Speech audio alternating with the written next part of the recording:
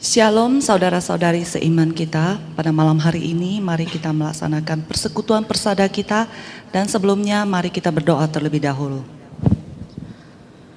Ya Tuhan Allah Bapa kami yang bertata dalam kerajaan surga, puji syukur kami panjatkan kepadamu ya Tuhan atas segala berkat dan kasih karunia yang Engkau berikan kepada kami.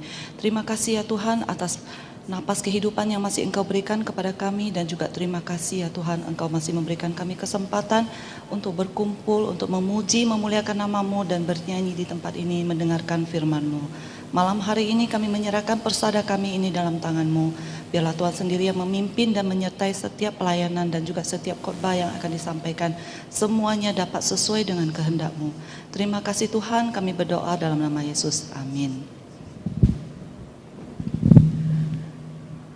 Teman-teman, mari bersama-sama kita bermuji dan memuliakan nama-Mu dengan lagu pertama kita, yaitu 10,000 Reasons.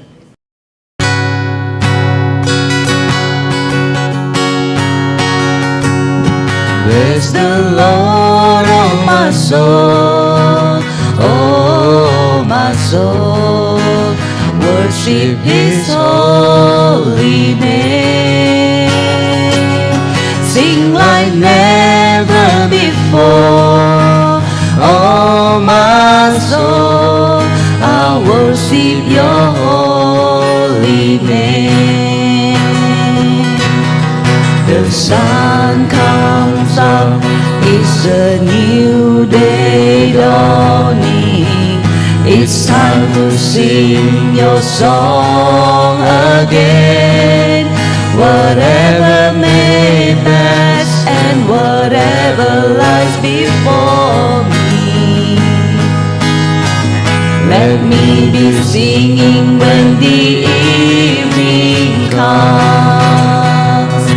Bless the Lord, oh my soul, oh my soul, worship His holy name. Sing like never before, oh my soul, I worship Your holy name. Rich in love and You're slow to anger. Your name is great and Your heart is kind. For all Your goodness I will keep on singing. 10,000 reasons for my heart to find. Bless the Lord, oh my soul, oh my soul, worship His holy name. Sing like never before, oh my soul, I worship Your holy name. Bless the Lord, oh my soul, oh my soul, worship His holy name. Sing like never before, oh my soul, I worship Your holy name. I worship Your holy name.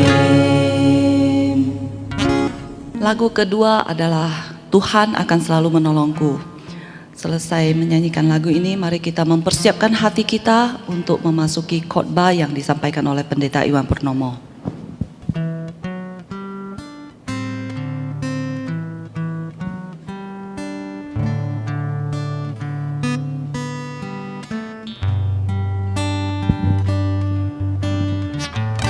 Musim akan selalu berganti,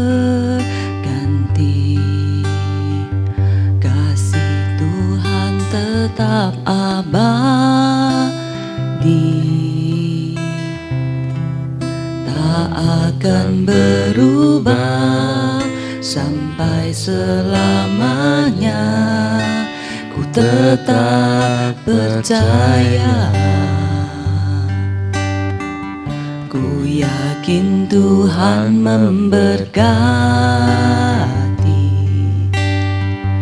ku yakin Tuhan melindungi,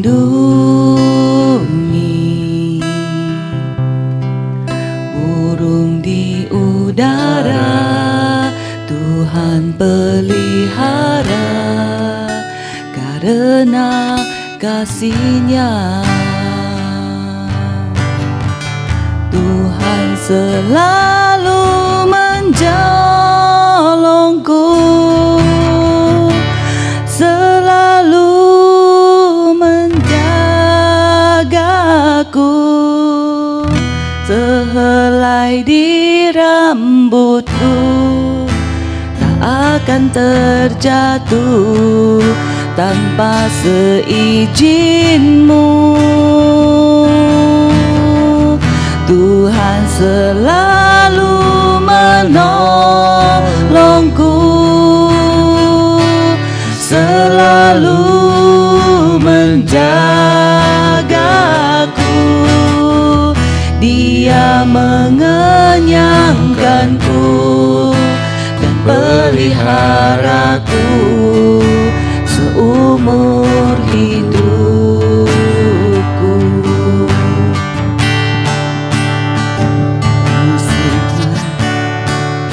Akan Selalu berganti, kasih Tuhan tetap abadi, tak akan berubah sampai selamanya. Ku tetap percaya, ku yakin Tuhan memberkati,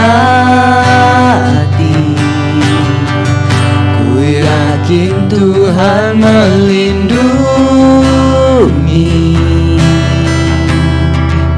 burung di udara Tuhan pelihara, karena kasih-Nya Tuhan selalu menolongku, selalu menjagaku, sehelai di rambutku tak akan terjatuh tanpa seizin-Mu. Tuhan selalu menolongku, selalu menjagaku, Dia mengenyangkanku dan peliharaku seumur hidupku. Tuhan selalu menolongku, selalu menjagaku, Dia menenangkanku dan peliharaku seumur hidupku.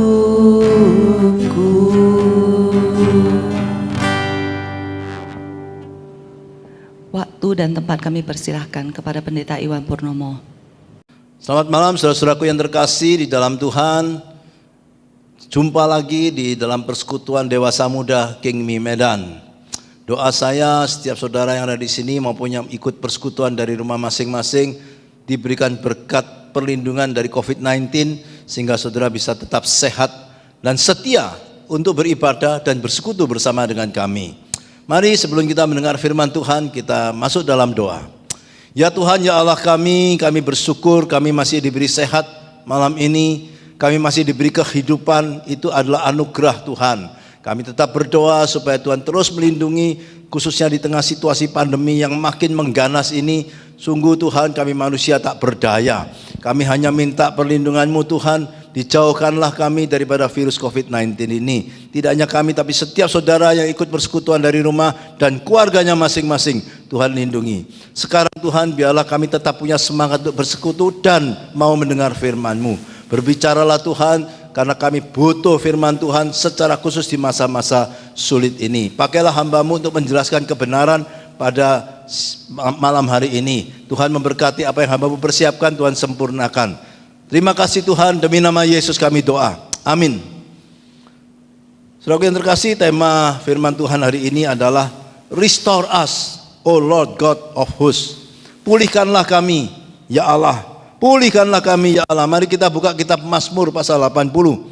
Seharusnya kita akan baca semua ayat, tapi karena alasan waktu saya hanya baca Mazmur 80 ayat 1 sampai 4 saja. Demikian bunyinya.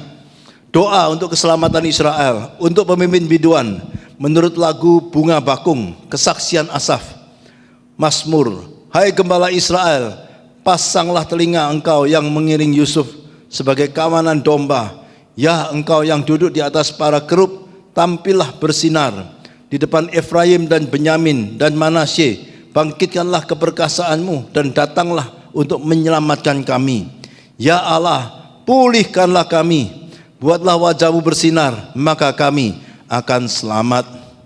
Saudaraku yang terkasih, Mazmur 80 ini, saudaraku, melukiskan, menggambarkan kehidupan bangsa Israel waktu itu, yang di dalam kesusahan besar. Mereka di dalam kesulitan yang besar karena ketidaksetiaan mereka kepada Tuhan. Kondisi ini digambarkan dengan pasal ayat 6 dan 7 dikatakan makan roti bercucuran air mata dan menjadi ejekan dari bangsa-bangsa lain. Itulah situasi daripada bangsa Israel di dalam Mazmur 80 ini. Oleh sebab itu pemazmur berkali-kali menaikkan doa-doa pertobatan dan doa syafaat bagi bangsanya, memohon belas kasihan Allah bagi pemulihan bangsa Israel waktu itu.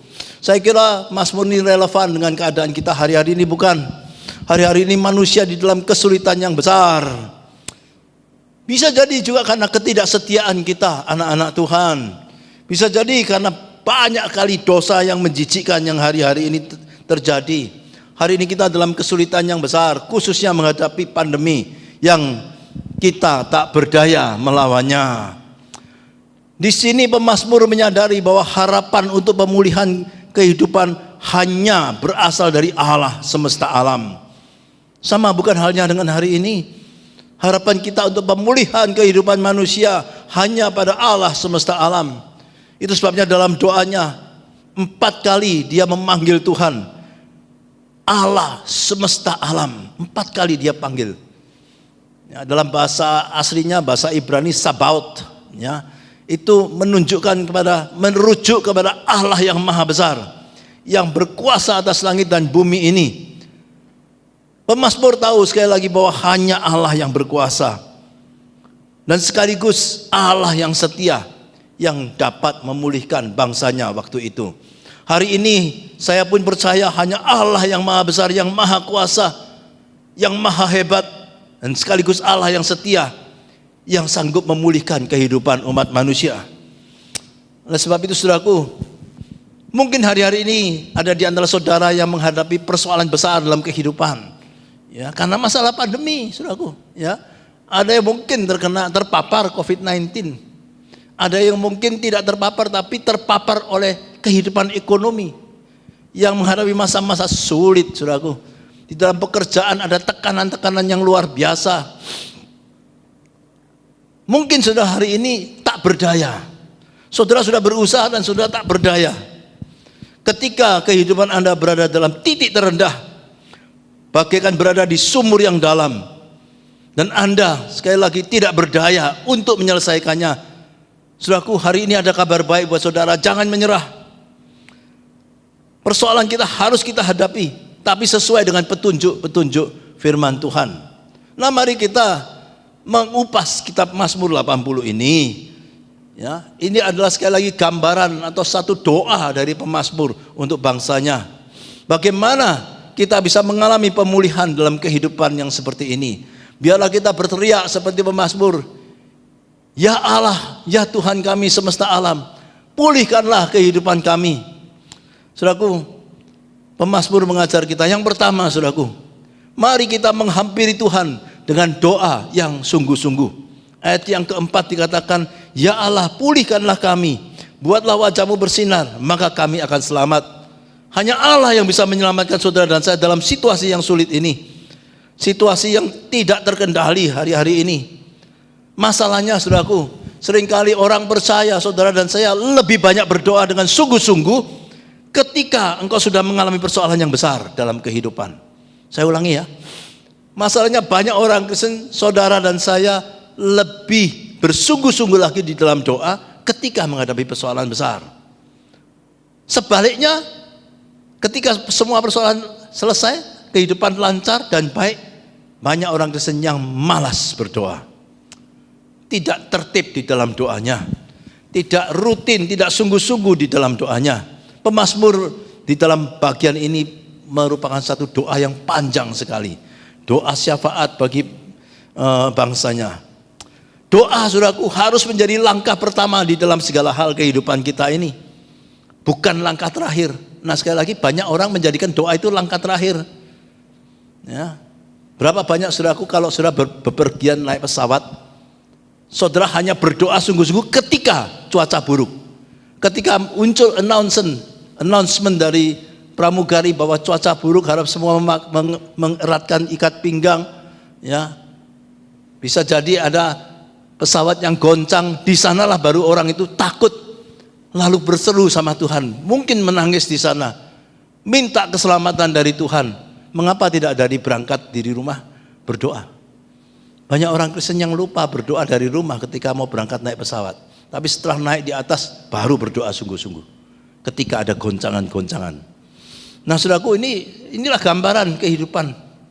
Ya, berapa banyak orang Kristen yang hidupnya lancar dan baik dan lupa kepada Tuhan, bahkan malas berdoa.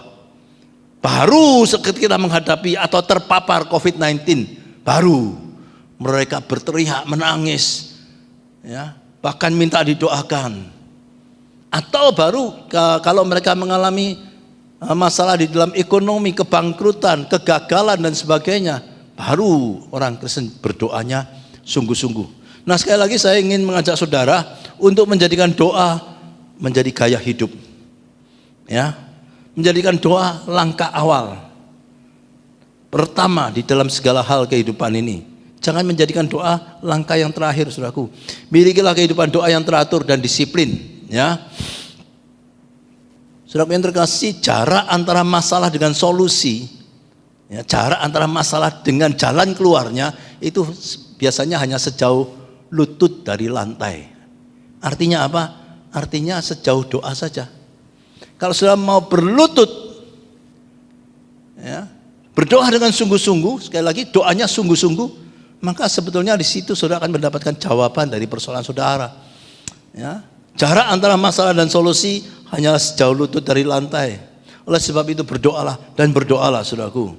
Allah mengasihi engkau, saudaraku. Ia peduli tentang segala sesuatu yang berhubungan dengan engkau. Maka engkau dapat bebas berbicara kepadanya tentang segala sesuatu di dalam doa. Ya. Allah mengasihi saudara dan dia peduli tentang segala sesuatu yang berhubungan dengan saudara. Nah, sekarang Anda bisa berbicara kepada Allah yang semesta alam itu, yang pencipta langit bumi, tentang segala sesuatu melalui doa. Maka berdoalah sungguh-sungguh, ya. Nah, mungkin ini yang menjadi masalah. Setelah berdoa, mungkin keadaan tetap sama. Nah, disinilah ujiannya, saudaraku. Ya, sudah berdoa, tapi keadaan tetap sama. Kita harapannya setelah berdoa, keadaan lebih baik. Tapi setelah berdoa, keadaan tetap sama. Atau bahkan lebih buruk. Bisa jadi lebih buruk, yes. Ada banyak peristiwa contoh dalam Alkitab setelah berdoa menjadi lebih buruk. Walau demikian, tetaplah berdoa dengan sungguh-sungguh. Oke? Tetaplah berdoa dan tunggu jawaban dari Tuhan. Nah, ini tunggu ini yang juga jadi masalah. Jangan mengambil jalanmu sendiri, saudaraku. Jangan mengambil jalan pintas. Banyak orang tidak sabar untuk menunggu, saudaraku, ya. Tidak sabar untuk menunggu. Kenapa? Karena manusia menilai menunggu itu buang-buang waktu. Tapi engkau tidak tahu, justru pada waktu menunggu itulah Tuhan bekerja. Ya, seringkali di sana, saudaraku. Manusia bilang buang-buang waktu, tunggu. Udahlah, ambil keputusan. Kita harus bertindak cepat dan sebagainya. Menunggu buang-buang waktu, katanya. Oh, kita lupa, saudaraku. Pada waktu engkau menunggu, Tuhan bekerja. Ya, saya harap saudara mengalami itu. Saya pribadi mengalami, saudaraku. Bukan berarti doa boksu itu lalu langsung dijawab begitu. Enggak juga, saudaraku. Justru mungkin doa boksu itu mengalami satu ujian yang lebih hebat. Sering kali saya berdoa dan harus tunggu waktu, tunggu lagi. Tapi saya tahu sekarang bahwa ketika saya menunggu, Tuhan bekerja. Tuhan sedang bekerja untuk memberikan kepada saudara jalan keluar yang terbaik. Percayalah, saudaraku, seberapa besar hebat persoalan saudara, Tuhan itu lebih besar. Karena tidak ada tembok yang begitu tebal yang Tuhan tidak bisa robohkan. Contohnya adalah tembok Yeriko. Tidak ada persoalan yang begitu besar yang Tuhan tidak mampu selesaikan. Ia selalu sanggup.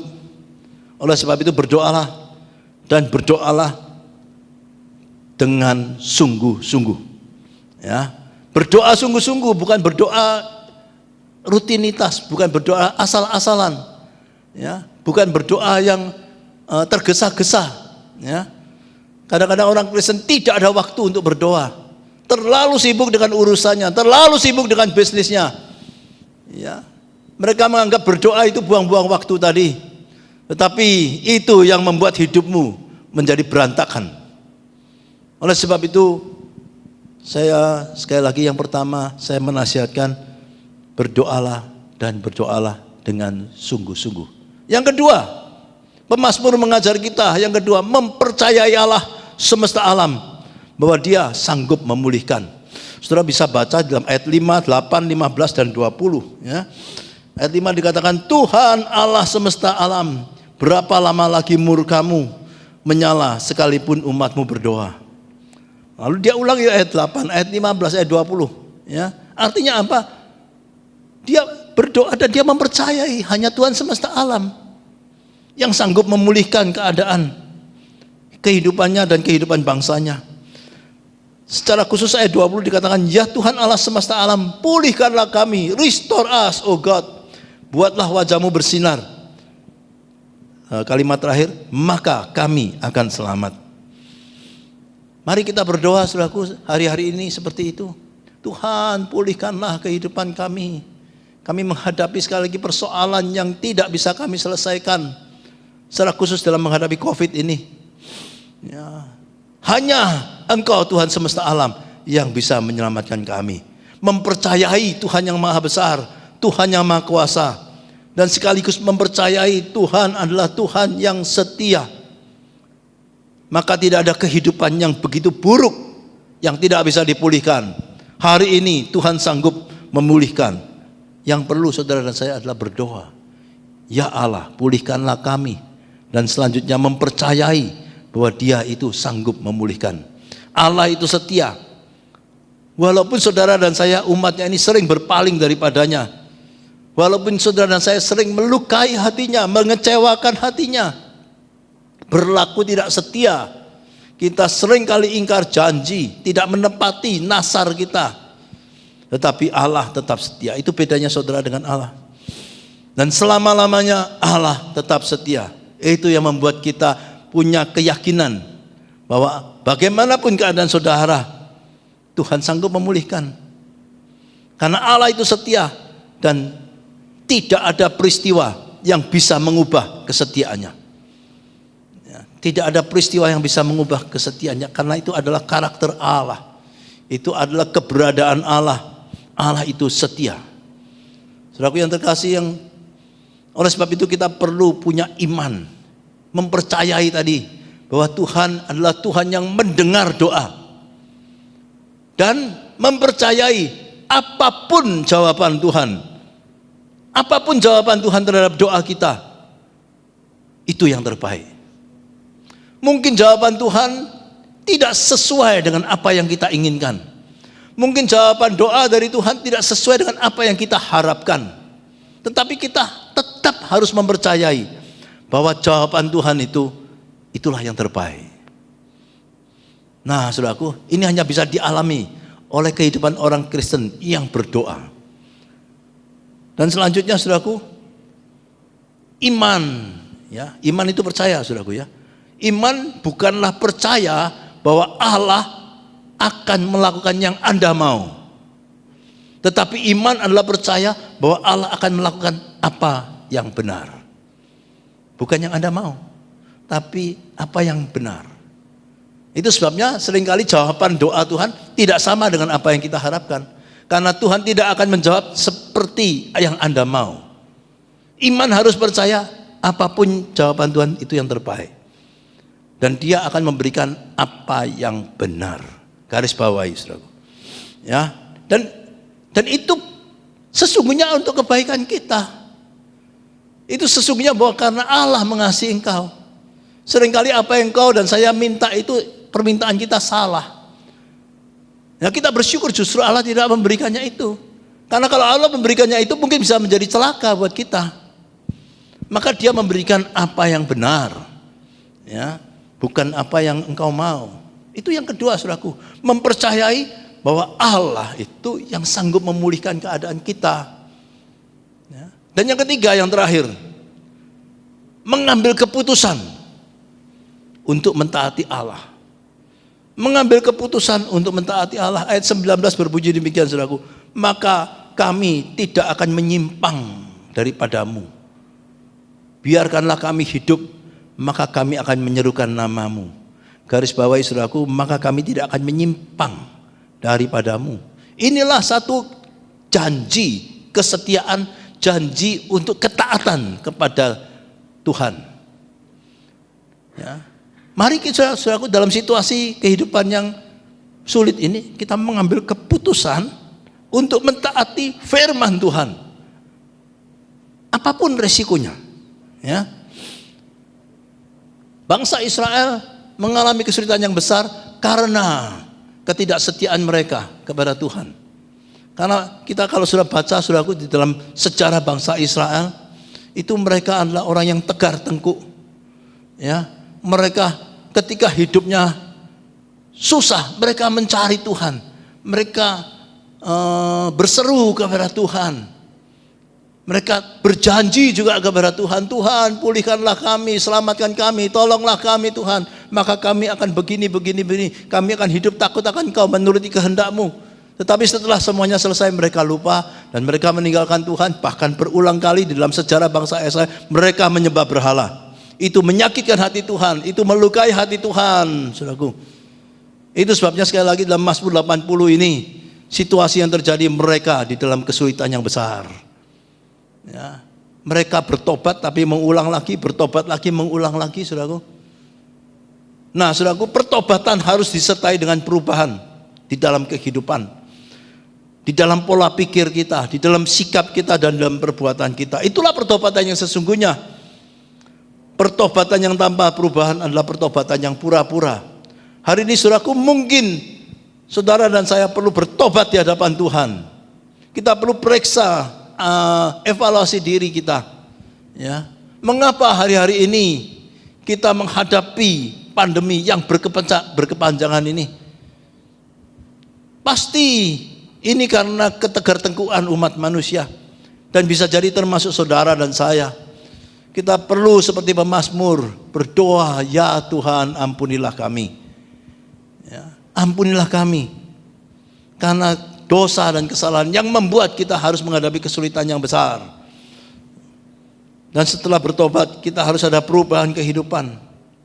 Nah, saudaraku, hari-hari ini jika saudara sadar telah menyimpang dari jalan Tuhan, jika hari-hari ini saudara sadar telah menjauh dari Tuhan, jika saudara hari ini sadar bahwa saudara berlaku tidak setia lagi kepada Tuhan, segeralah berbalik. Segeralah berbalik arah. Kekhawatiran saya pribadi sebagai hamba Tuhan, hari-hari ini banyak orang Kristen yang sudah mulai menjauh dari Tuhan, menjadi dingin di dalam hidup rohani mereka. Di dalam hal beribadah mereka sudah mulai tawar hati. Berapa banyak saudaraku, mungkin kalau sudah tidak bisa ibadah secara onsite atau fisik, tapi pertanyaannya apakah sudah beribadah secara online dengan sungguh-sungguh, dengan tepat waktu, dengan rasa hormat dan takut akan Tuhan. Berapa banyak yang demikian saudaraku. Kekhawatiran saya banyak orang Kristen yang hari-hari ini meninggalkan ibadah, atau mereka hanya menonton ibadah. Itu satu perbedaan yang besar saudaraku. Jangan sampai saudara hanya menonton ibadah, ya, lalu mendengar khotbah saja. Beda saudaraku mendengar khotbah dengan beribadah. Ini yang tidak disadari orang Kristen dalam masa-masa sulit ini. Oleh sebab itu jika gereja saudara masih membuka ibadah, datanglah kebaktian. Ya. Karena itu akan membawa satu kesungguhan hati, ketakutan hati kepada Tuhan. Kekhawatiran saya sekali lagi, orang Kristen ada banyak yang sudah menjauh dari Tuhan. Dan ibadah mereka sudah bergeser akan arti yang sesungguhnya. Maka yang ketiga, saudara harus taat kepada firman Tuhan. Ketaatan akan berhadapan dengan resiko, saudaraku. Kalau saudara taat kepada Tuhan, taat kepada firman Tuhan, memang ada risiko. Walau demikian, tetaplah taat. Dan dalam sejarah, saudaraku, kalau saya sudah pelajari di dalam firman Tuhan, ya, pelajari baik-baik, di sana akan sudah banyak jumpai peristiwa di mana ketaatan yang sederhana itu akan mendatangkan perubahan kehidupan yang signifikan. Ketaatan yang sederhana bisa mengubah hidup saudara dan saya, bahkan kehidupan yang perubahan yang signifikan, yang besar. Oleh sebab itu saudaraku, mari kita ambil keputusan untuk mentaati firman Tuhan. Mentaati tidak berarti hidup Anda bebas dari persoalan dan bahaya, tidak saudaraku. Namun Tuhan berjanji, kalau engkau mentaati firman Tuhan, maka di sana ada penyertaan Tuhan. Dan dia akan membawa saudara lolos dari semuanya ini. Dan percayalah saudaraku, kalau engkau terus taat kepada firman Tuhan, ujung-ujungnya sana nanti akan berujung dengan baik. Semuanya akan berakhir dengan baik. Saudaraku yang terkasih, ketika kita mentaati firman Tuhan, dia menyertai engkau. Walaupun mungkin persoalan belum selesai, tapi ada damai sejahtera. Ada damai sejahtera dalam kehidupanmu di tengah badai-badai persoalan. Oleh sebab itu, mari saudaraku, kita sungguh-sungguh mengambil keputusan. Tidak hanya berdoa, mempercayai, tapi yang ketiga, mentaati akan firman Tuhan. Jika engkau mentaati firman Tuhan, maka sekali lagi Tuhan akan memberikan bing-an, damai sejahtera dari Tuhan. Dia akan menyertai engkau dan akan memberikan supply. Tahu ya supply saudaraku ya? Akan memberikan topangan gitu ya. Akan memberikan kekuatan, supply dari Tuhan. Supaya saudara bisa menyelesaikan masalah saudara dengan baik. Oh betapa indahnya itu saudaraku ya. Supply dari Tuhan yang tidak pernah berhenti. Itu yang membuat saudara dan saya kuat dalam kehidupan yang penuh dengan kesulitan ini. Nah saudaraku, sebagai akhir khotbah saya, ada satu kutipan yang saya ingin berikan kepada saudara. Tuhan mungkin mengizinkan Anda dan saya menghadapi jalan yang sukar, tetapi Tuhan tidak pernah membawa Anda ke jalan yang buntu. Ya, mungkin hari-hari ini ada orang-orang yang Tuhan izinkan menghadapi kehidupan yang sukar tadi, kehidupan yang sulit, kehidupan yang berat. Ya, karena masalah pandemi itu berujung dengan banyak aspek kehidupan kita, saudaraku, mempunyai pengaruh dalam aspek kehidupan kita. Tuhan mungkin mengizinkan beberapa orang, bahkan mungkin ada yang terpapar COVID-19. Tetapi Tuhan tidak pernah membawa Anda ke jalan yang buntu, saudaraku. Selalu ada jalan keluar. Masalahnya saudaraku, apakah engkau seperti pemazmur? Apakah engkau ketika menghadapi kesulitan engkau berdoa dengan sungguh-sungguh? Berdoanya harus dengan sungguh-sungguh. Dan yang kedua, mempercayai bahwa hanya Tuhan semesta alam, Tuhan yang maha besar, yang maha kuasa, dan yang maha setia, yang sanggup memulihkan kehidupanmu. Dan yang ketiga, taatilah firman Tuhan, apapun resikonya, saudaraku. Maka saudara dan saya akan diberikan jalan keluar. Ya, Tuhan sekali lagi tidak pernah membuat saudara menghadapi jalan buntu. Bahkan ketika tidak ada jalan, Dia sanggup membuat jalan yang baru, saudaraku. Ya, ketika tidak ada jalan, ada pujian bukan? Dia sanggup membuat jalan yang baru. Juga terdapat dalam kitab Yesaya, ketika engkau tidak menghadapi jalan yang buntu, ketika seolah-olah tidak ada jalan, engkau sudah habis daya upayamu, Tuhan sanggup membuat jalan yang baru. Oke, sebagai kesimpulan, saya ringkaskan sekali lagi, mari saudaraku, hari-hari ini orang Kristen perlu berdoa, ya Allah, pulihkanlah kami, pulihkanlah kehidupan keluarga kami, pulihkanlah kehidupan gereja kami, pulihkanlah kehidupan bangsa kami, pulihkanlah kehidupan umat manusia. Saudaraku, doa yang sungguh-sungguh didengar oleh Tuhan semesta alam. Menghampiri Tuhan dengan doa yang sungguh-sungguh, mempercayai hanya Allah semesta alam yang sanggup menolong, dan yang terakhir mengambil keputusan untuk mentaati Allah. Amin. Mari kita berdoa.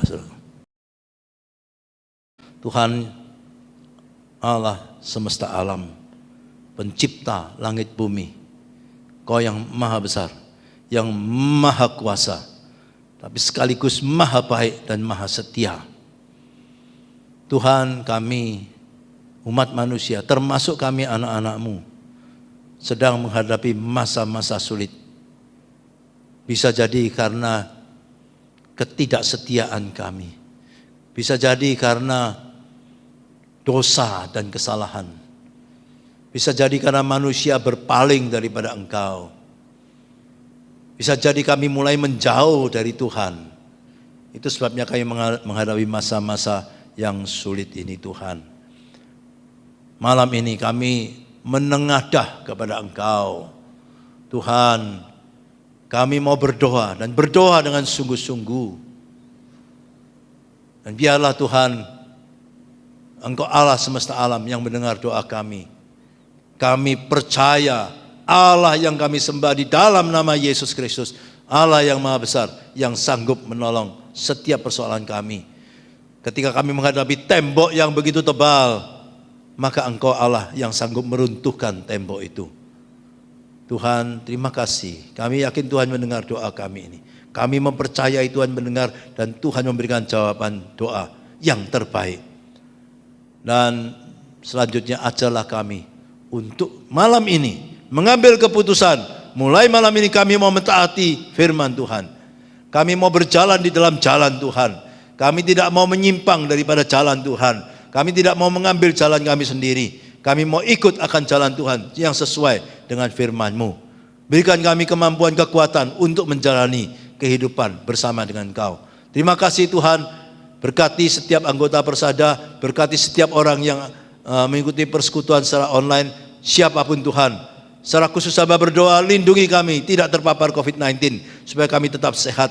Dan pulihkanlah kehidupan kami, kehidupan rumah tangga kami, kehidupan ekonomi kami, dan kehidupan kesehatan kami, kehidupan rohani kami.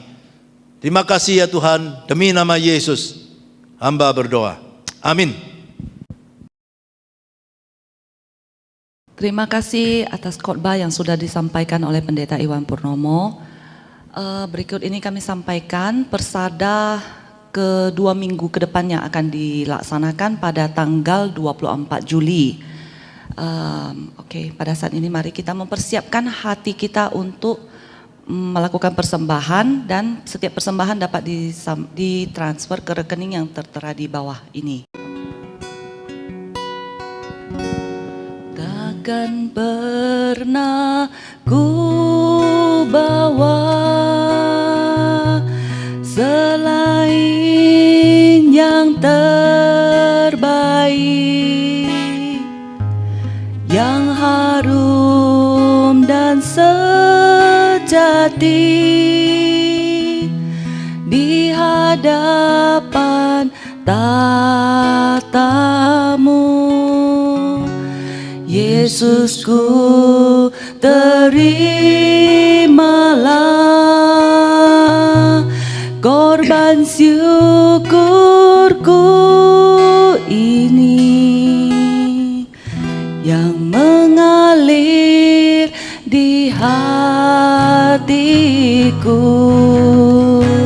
sebagai penyembahanku. Ku bawa kepadamu, oh Tuhan, persembahanku ini. Ku ingin Engkau menerima korban syukurku melalui pujian. Takkan pernah ku bawa selain yang terbaik,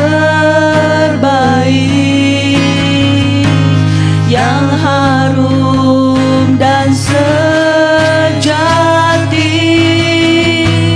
di hadapan tahta-Mu. Yesusku, terimalah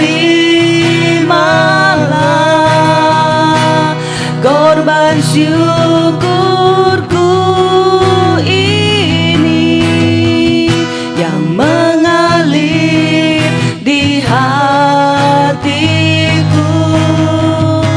sebagai persembahanku. Takkan pernah ku bawa selain yang terbaik, yang harum dan sejati di hadapan tahta-Mu. Yesusku, terimalah korban syukurku ini yang terbaik di hatiku sebagai persembahanku yang mengalir di hatiku sebagai persembahanku.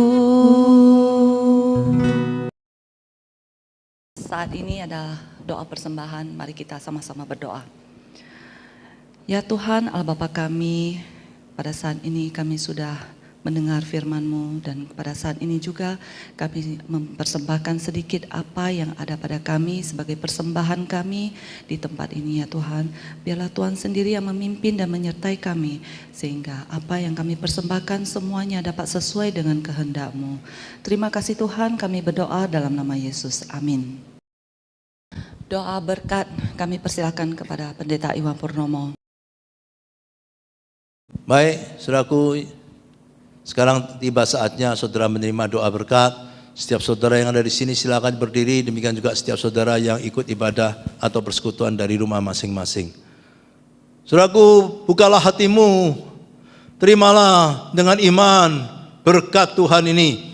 Kiranya berkat kasih dari Allah Bapa yang limpah-limpah, damai sejahtera dan anugerah Tuhan Yesus yang melampaui situasi dan pergumulanmu dan masa-masa sulit di masa pandemi ini, penyertaan, pemeliharaan, perlindungan, kekuatan dari Allah Roh Kudus menyertaimu, setiap orang yang ada di tempat ini dan yang di rumah masing-masing, mulai malam ini sampai selama-lamanya.